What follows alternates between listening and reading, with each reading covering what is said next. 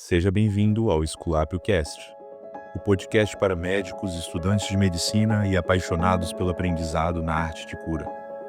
Aqui exploramos a medicina além dos livros, unindo ciência, experiência e reflexão sobre a prática médica. De Hipócrates a Osler, da técnica ao humanismo, do estudo à vocação.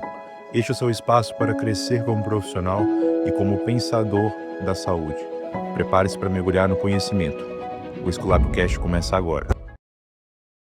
E aí, pessoal, chegamos hoje agora no 5º episódio da nossa primeira temporada sobre vocação.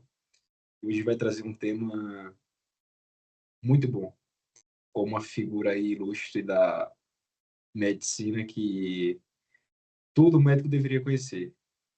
Se não conhece, deveria. Sou o Pedro e vamos juntos aí em mais um episódio. Aqui é o Devalci, e a obra desse cara, a influência que ele teve na sua época e até hoje, e na forma que a gente aprende e na forma que a gente pratica a medicina e a assistência em saúde. Fala pessoal, tudo bem? Meu nome é Vitor. Estamos em mais um episódio do Esculápio Cast. E como os meus amigos já falaram, hoje nós vamos falar sobre uma personalidade que todo mundo deveria conhecer no âmbito da medicina. E essa personalidade é nada mais, nada menos que o William Osler. É interessante porque a vida de Osler traz uma indagação, um questionamento que eu gostaria de trazer aqui para a gente discutir durante esse episódio, que é o seguinte: quando é que o médico pode dizer que ele está formado? Essa é uma grande pergunta que a gente tem que responder.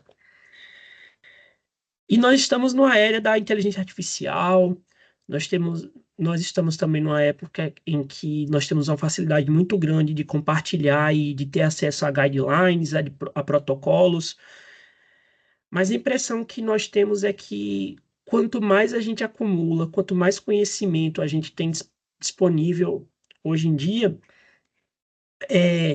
mais a gente corre o risco de perder a consciência de que a medicina não é um conjunto de manuais. Nós também estamos vivendo numa época de especialização, então pode-se perder aquele senso de integralidade do corpo, uma coisa que o William Osler ele prezava bastante. Ele que é o pai da medicina moderna, e nós vamos trazer a seguinte reflexão hoje, discutir sobre ela, que é: o médico é, por excelência, um eterno aprendiz. Engraçada essa pergunta aí do Vitor, essa pergunta inicial. Quando é que o médico pode dizer que está formado? Eu estava lembrando aqui daquele episódio que a gente gravou, eu acho que foi o terceiro, que a gente falou sobre Aristóteles. Eu acho que a gente comentou sobre isso já. Eu acho que remete àquela causa eficiente lá que a gente tinha comentado, que é a causa eficiente que torna o homem médico. E aqui o William hoje ele traz que como essa causa eficiente, ela não age para de agir. Ela continua agindo até desde quando eu inicio na medicina até toda a minha jornada na medicina. Essa causa eficiente vai agindo, que é o que fala sobre o aprendizado. Esse aprendizado ele vai ser constantemente sendo moldado ali em nós.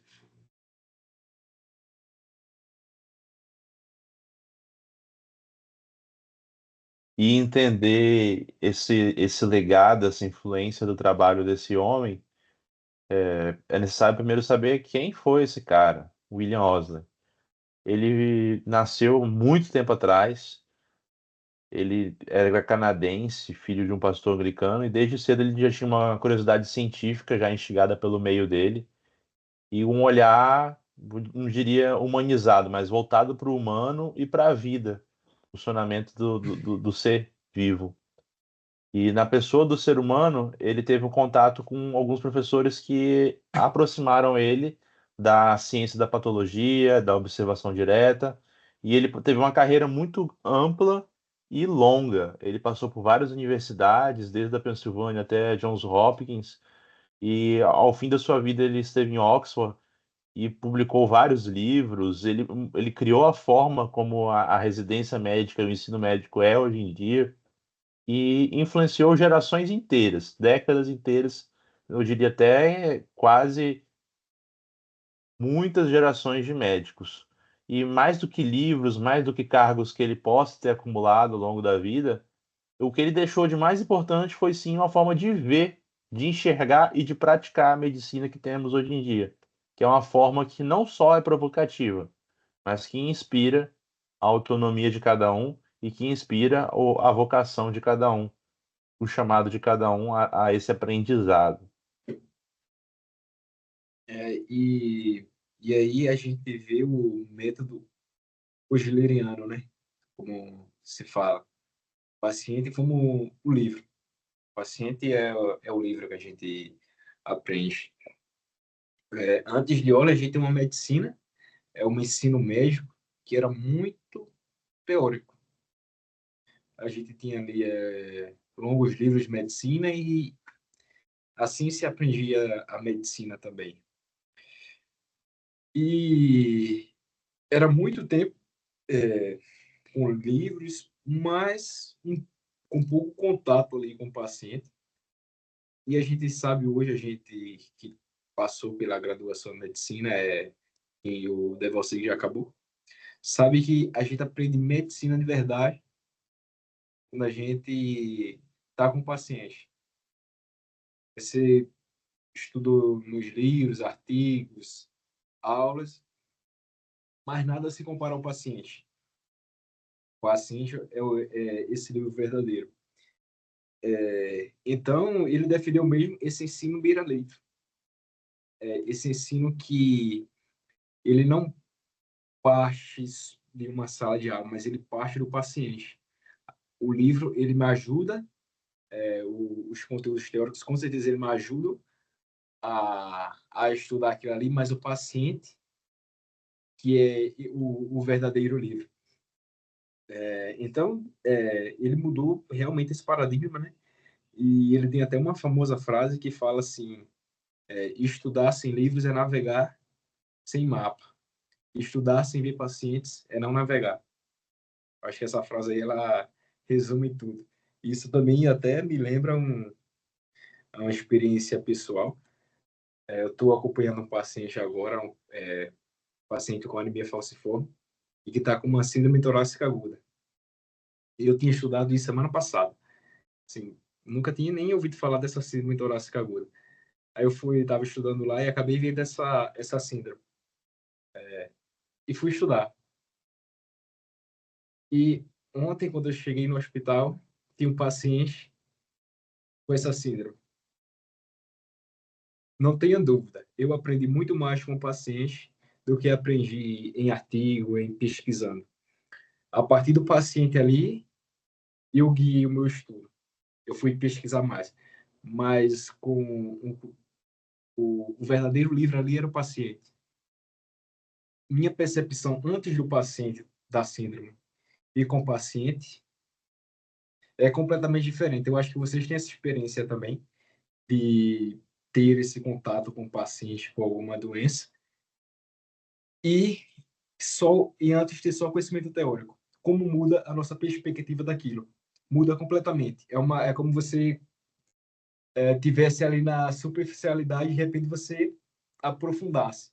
Porque você não conhece só, a gente vai comentar isso mais para frente, mas você não só conhece a doença, mas você entende ali o doente, a pessoa que dá com aquela doença.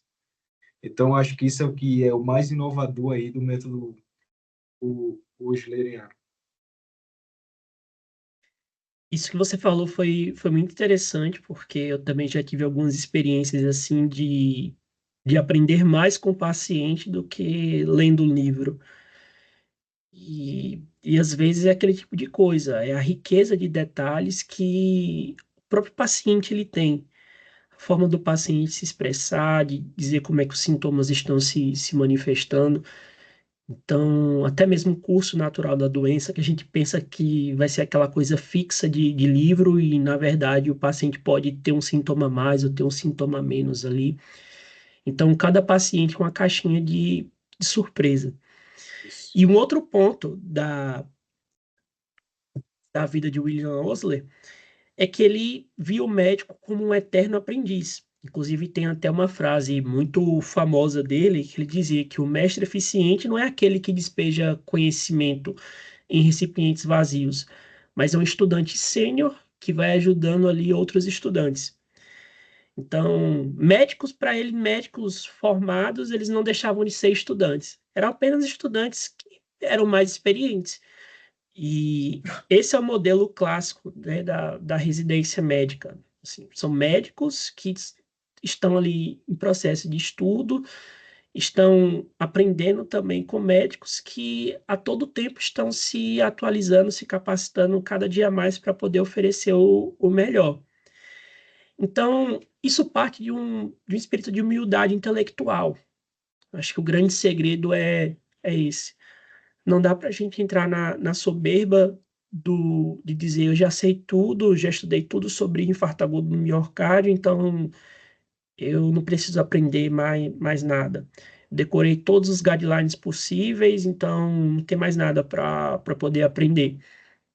Isso cai muito naquele efeito do Dunning-Kruger, que o médico acha que sabe tudo, mas sempre tem ali uma surpresa inesperada que pode vir a acontecer, e o médico, se ele não tiver a humildade de perceber os detalhes, de perceber os pormenores que podem estar envolvidos ali, ele pode ser enganado, né? Ser envergonhado pela sua própria soberba intelectual. Então, uma das grandes coisas que a gente pode aprender com Osler é justamente essa questão da humildade. Humildade acima de tudo. Interessante essa forma que você finalizou sua frase, Vitor, porque eu não lembro qual santo que uma vez mencionou que a humildade é a primeira das virtudes. E para Osler, ele também enxergava isso no aprendizado, que a forma de praticar humanista, ela precisa de ter, primeiro, a humildade de si, a humildade com o outro e a humildade com a realidade das coisas. E ele fez um discurso famoso, que nem sei se tem em língua portuguesa, na verdade não está na grande mídia, esse discurso que ele fez, que foi sobre a equanimidade e o humanismo na prática médica. E ele nos lembra nessa fala dele que algo essencial da prática médica, que não sustenta apenas o aprendizado, o conhecimento teórico e a habilidade diagnóstica, mas a capacidade de manter a serenidade diante do desconhecido, diante da incerteza e diante da dor. Essa equanimidade para o Osler é também uma virtude, chega a ser uma virtude que permite manter um certo equilíbrio emocional, mas não é uma frieza em situações graves, não é uma indiferença, mas é uma forma de não entrar em pânico e não de se desesperar. Às vezes as coisas nos convidam à exasperação, ao desespero, ao pânico, e pelo contrário, essa serenidade, que não é uma falsa segurança, é simplesmente uma maneira leve de humildemente admitir a ignorância, mas manter o olhar atento, manter uma escuta compassiva, manter uma empatia de presença diante do paciente. E que aparece justamente nesse ponto, que une a calma com a empatia. A calma em não ter certezas, porque diagnósticos são difíceis, conhecer e enxergar uma condição é muito complexo, e ao mesmo tempo tem empatia de que muitas coisas são subjetivas. Os sintomas que a pessoa sente, que o paciente sente, muitas vezes só ele presencia, e nem sempre ele sabe expressar e trazer, talvez para os termos mais adequados que a gente possa entender, mas ao mesmo tempo a atenção e a calma diante dessa escuta empática, ela já promove essa equanimidade, segundo o olhar de Ozer. E ela não foge da dor do paciente, mas ela anda com ele sem se perder. ela não fecha os olhos para o sofrimento, mas ela mantém a clareza necessária para o cuidar. E dessa forma ela une a ciência do conhecimento técnico com a humildade da empatia, que coloca a técnica a serviço da vida e não despreza a dignidade da vida. E talvez essa seja até uma das maiores lições que o Ozzy deixou para nós, que é cultivar a serenidade, mas não como uma forma de defesa, mas como uma forma de virtude, quase que uma fortaleza do ponto de vista de uma visão mais tradicional de virtude, mas que permite essa virtude ser firme e não deixar com que nós não sejamos humanos. Sejamos humanos apesar da nossa insuficiência muitas vezes. Eu trazendo agora a conversa para outro aspecto, e voltando também, é que hoje a gente estuda, né, a gente conhece, é um termo muito conhecido, que é o método clínico centrado na pessoa. Com certeza aí vocês já ouviram falar muito sobre isso. E é uma coisa, é um termo, acredito que relativamente novo, mas com a definição prática disso é muito mais antiga. E o Osler já falava disso.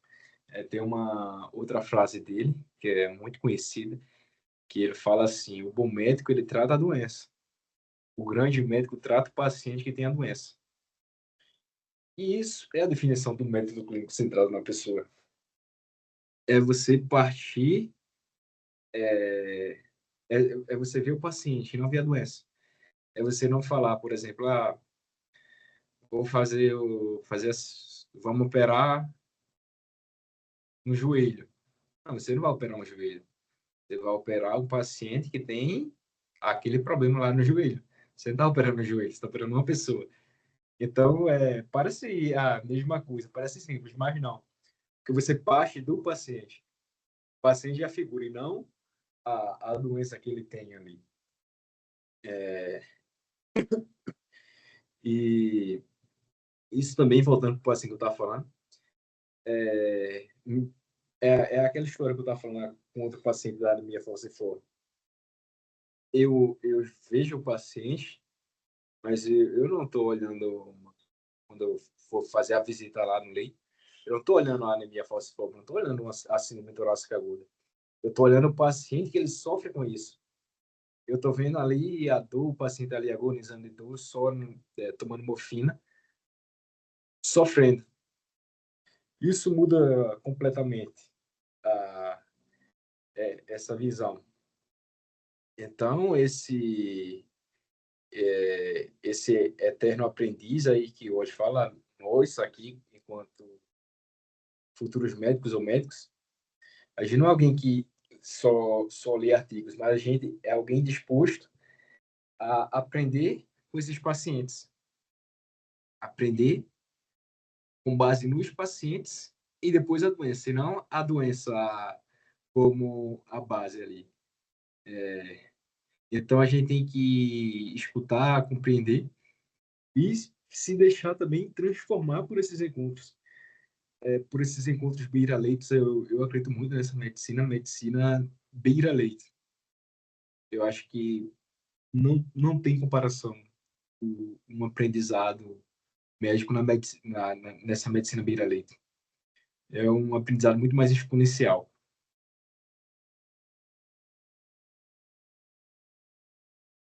Exato. Então, isso que você falou foi assim, muito importante, porque é o legado que ele deixou na medicina até hoje. Então, ele criou um modelo de residência, assim, que o residente passa a beira-leito junto com os preceptores, visita um paciente, vê como o paciente está, se tem alguma coisa de novidade no quadro clínico, no tratamento. Então, o William Osler, ele simplesmente popularizou isso. E ele escreveu várias obras que influenciaram gerações. E só que uma coisa que eu acho interessante dele foi justamente que ele não se apresentava como o médico, ele não se apresentava como alguém de grandeza. Como o Devalcio bem falou aí da questão da humildade, ele era uma pessoa que gostava de ser conhecido como um médico que ensinou medicina nas enfermarias. Isso é também uma das frases bem clássicas dele. E ele queria deixar esse legado, né? Que ele ensinou medicina aos pacientes que estavam à beira-leito, estavam no leito de enfermaria, estavam acamados. Então, ele fazia questão de enfatizar isso, que a medicina está nos leitos, acontece nos leitos. E ele tinha esse olhar de empatia, de cura, de esperança. Ele carregava isso com os pacientes, e ele fazia questão que os seus aprendizes eles levassem isso consigo também, durante a prática clínica, durante a jornada de estudos, que, segundo ele, não acaba, ela apenas vai passando por outras etapas, mas o médico nunca deixa de estudar. Então, assim como William Osler, que possamos aplicar isso no nosso dia a dia, que sejamos, assim, que a gente tenha a humildade de sempre estar estudando, estar buscando, de tão importante quanto focar nos livros, focar no exame físico do paciente, ali à beira-leito, conversar com o paciente, ter esse olhar que vai além do sintoma, mas que olha o ser humano como um todo. Então, eu espero que vocês tenham gostado. Até o próximo episódio. Até mais, pessoal.